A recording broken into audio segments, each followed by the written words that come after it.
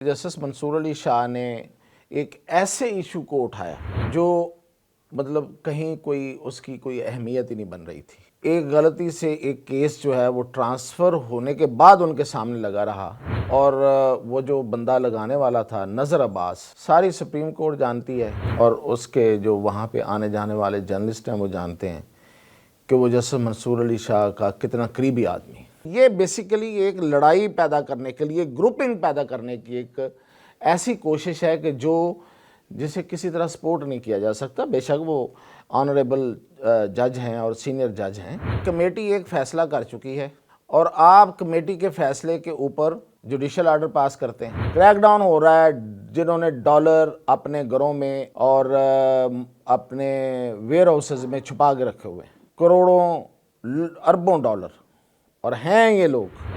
अस्सलाम वालेकुम नाज़रीन, आज मैं आपको एक बड़ी ख़बर दे रहा हूँ और उसके अलावा कुछ छोटी छोटी खबरें।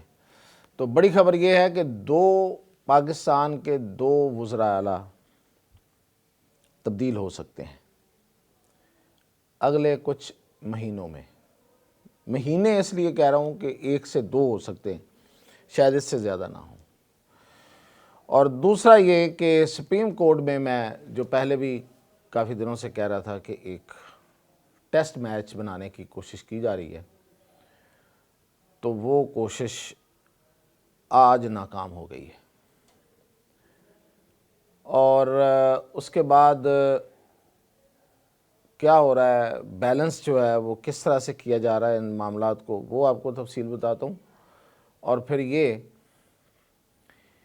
कि एक बहुत बड़ा क्रैकडाउन होने जा रहा है मुल्क के अंदर और वो बड़े बड़े लोगों पे हाथ पड़ेगा, तो उसकी डिटेल। तो सबसे पहले सुप्रीम कोर्ट में मैंने कहा था कि जस्टिस मंसूर अली शाह ने एक ऐसे इशू को उठाया जो मतलब कहीं कोई उसकी कोई अहमियत ही नहीं बन रही थी कि एक गलती से एक केस जो है वो ट्रांसफ़र होने के बाद उनके सामने लगा रहा और वो जो बंदा लगाने वाला था नज़र अब्बास, सारी सुप्रीम कोर्ट जानती है और उसके जो वहाँ पे आने जाने वाले जर्नलिस्ट हैं वो जानते हैं कि वो जस्टिस मंसूर अली शाह का कितना करीबी आदमी है। उसके ज़रिए ये सारी गेम को आगे चलाने की कोशिश की गई। और ये जो तौहीन अदालत का केस है, उसको जो कोर्ट प्रोसीजर होता है उससे बिल्कुल हट के उसको चलाया गया।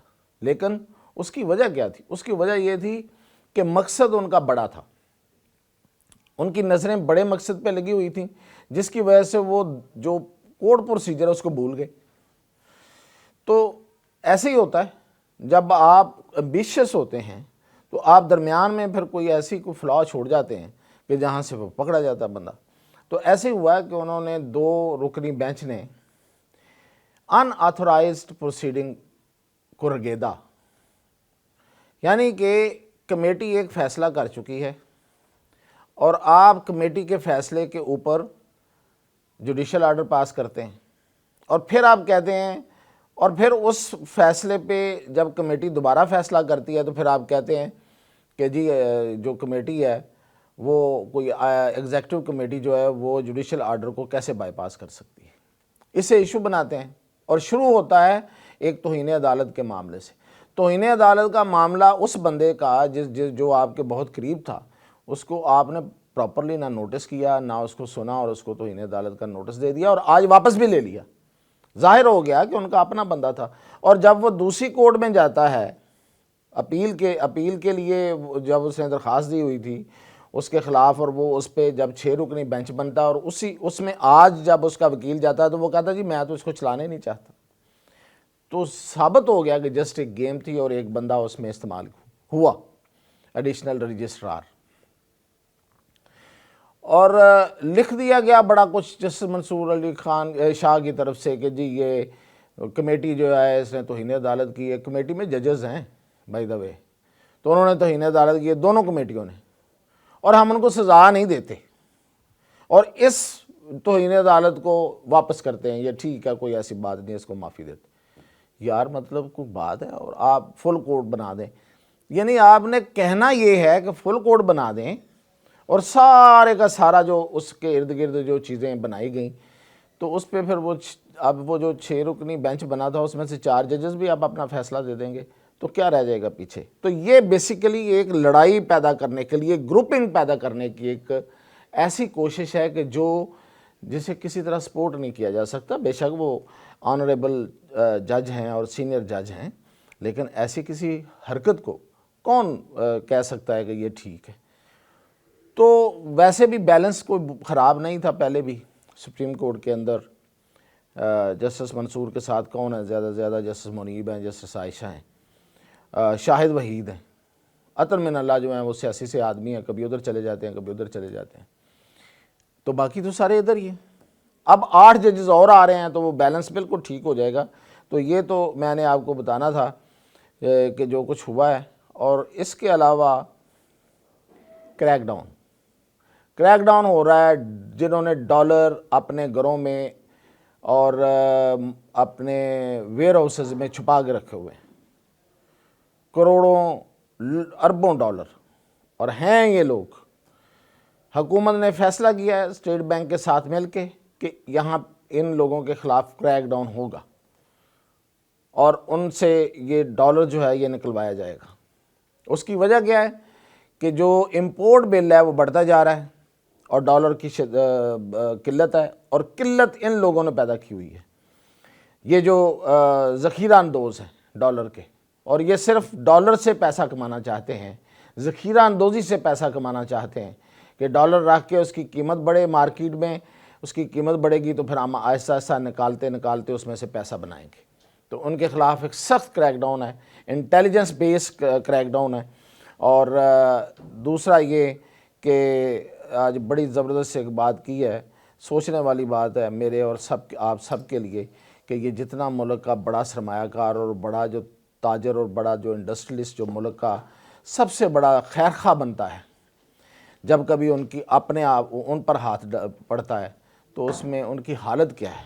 حالت یہ ہے، آج چیئرمین FBR نے بتایا ہے قومی اسمبلی کی ایک کمیٹی میں، جس میں یہ سارے عارف حبیب اور سارے لوگ بیٹھے ہوئے تھے، اس نے کہا کہ 10 ارب روپے، ڈالر نہیں، 10 ارب روپے کی دولت ڈکلیئر کرنے والے صرف 12 لوگ ہیں اس ملک میں، صرف 12 لوگ ہیں۔ آپ دیکھیں سڑکوں پہ کیا ریل پیل ہے، کس طرح کی بڑی بڑی گاڑیاں اور کس طرح کے ان کے بنگلے اور محل ہیں، اور جو ان کا شاہانہ طرز زندگی ہے، اور جس طرح یہ آئے دن باہر جا کے شاپنگ کرتے ہیں۔ یہاں پہ ملک میں کتنے سینکڑوں لوگ ہیں، اور ان میں سے صرف 10 لوگوں نے شو کیا ہے کہ میرے پاس 10 ارب ہے، باقی کہتے ہیں ہم فقیر ہیں، ہمارے پاس پیسے نہیں ہیں۔ یہ ان کی اخلاقیات ہے، اور یہ جب کبھی ان پہ ہاتھ پڑتا ہے تو پھر ایسی یہ اذانیں دیتے ہیں کہ دل دہلا دیتے کہ ہم ہیں اور ہم نے یہ کیا اور وہ کیا، اور ہم نہ ہوتے تو کیا ہوتا۔ یہ حالت ہے ان کی۔ اچھا جی، اب آپ کو میں بتاؤں جو سب سے بڑی خبر ہے وہ یہ ہے کہ بلوچستان اور سندھ میں آنے والے 1 سے 2 مہینوں کے اندر تبدیلی واضح ہوتی ہوئی نظر آ رہی ہے، اور وہ تبدیلی CM آفس کی تبدیلی ہے، کوئی پارٹی کی تبدیلی اس طرح سے نہیں ہے۔ ہاں بلوچستان میں ہے ایک حد تک، وہاں پہ الائنس بنے گا، لیکن سندھ میں CM چینج ہوں گے، کیونکہ اس لیے نہیں کہ مراد علی شاہ اچھا کام نہیں کر رہے۔ مراد علی شاہ ایک ڈائنامک پرسنالٹی ہے اور بڑا پڑھے لکھے آدمی ہیں اور اپروچ بہت ٹھیک ہے، لیکن کچھ ایشوز اور ہیں، اور وہ اور ایشوز جو ہیں وہ آپ سن بھی رہے ہیں، اور کچھ ایسی چیزیں ہیں جو ابھی ڈسکلوز نہیں کرنی، وقت آنے پہ کروں گا۔ اور بلوچستان میں سرفراز بگٹی ناکام ثابت ہوئے ہیں۔ بلوچستان میں جو ایشوز ہیں وہ دن بدن شدت اختیار کرتے جا رہے ہیں، اور سرفراز بگٹی کی حکومت میں، اس کی کیبنٹ میں موجود جو سردار ہیں وہ ان کی بات سننے کو تیار نہیں ہیں، اپنے وزیر اعلیٰ کی بات پہ کان نہیں دھرتے۔ وہ کچھ چوتھے ٹیئر کی لیڈرشپ ہے بیسیکلی سرفراز بگٹی، لوگ ان کے منہ پہ ان کو ایسی باتیں سناتے ہیں۔ وہ ہیں بہت اچھے، یعنی اچھے سے مراد یہ ہے کہ وفاق کے ساتھ چلنے والے ہیں، لیکن ان میں وہ ان کی وہ طاقت نہیں ہے، ان کی وہ حیثیت نہیں ہے کہ وہ سرداروں کے ساتھ اپنے معاملات کو کر سکے. اور جب تک حکومت اس طرح کی نہیں ہوگی جو معاملات کو سنبھالے گی، یہ جو ایشوز ہیں یہ جو نہیں ہونے چاہیے، جو کم ہونے چاہیے، وہ بڑھتے جائیں گے اور بڑھتے جا رہے ہیں.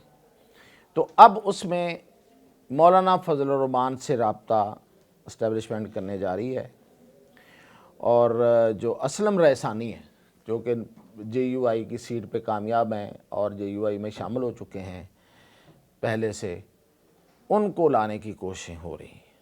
مولانا بھی مانتے ہوئے نظر آ رہے ہیں. مولانا نے جو یہ 2 دن پہلے بیان دیا تھا کہ کوئی جغرافیہ تبدیل ہو رہا ہے، یہ بیسیکلی کوئی بہت بڑی بات نہیں تھی، لوگ اس پہ بڑے ہو گئے. اصل میں مولانا وہ پشتون بھی ہیں نا، اور بڑے باعث قسم کے پشتون ہیں. تو وہ ایک پشتون گروپ سے ملاقات ہونی تھی اور نہیں ہو سکی اور روک دیا گیا، جو بھی تھا. تو اس پہ انہوں نے ایک بیان داغ دیا تاکہ وہ جو کانسٹیچوئنسی ہے اس کو بھی تھوڑی سی تسلی دینے کے لیے. ادروائز مولانا بہت محب وطن ہے، حکومت کے ساتھ، اسٹیبلشمنٹ کے ساتھ، ملک کے مفاد میں چلنے والے آدمی ہیں، اور سیاستدان بڑے زیرک ہیں.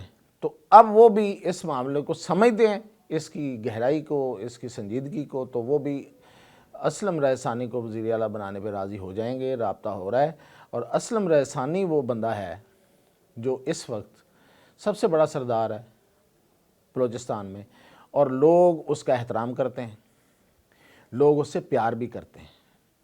تو وہ بندہ ہے جو سب کو لے کے ساتھ چل سکتا ہے. اور یہ جو ایشوز اس وقت درپیش ہیں ملک کو، خاص طور پہ بلوچستان کو، ان کے لیے، ان کی جو ان کو بڑھنے سے، ان کی گریویٹی کو کم کرنے کے لیے، بڑھنے سے روکنے کے لیے اسلم رئیسانی کی ضرورت شدت سے ہے. تو وہ بھی 1-2 مہینوں میں یہ ہو جائے گا. تو اب تک تھی یہ اپڈیٹ، مزید انشاءاللہ آگے.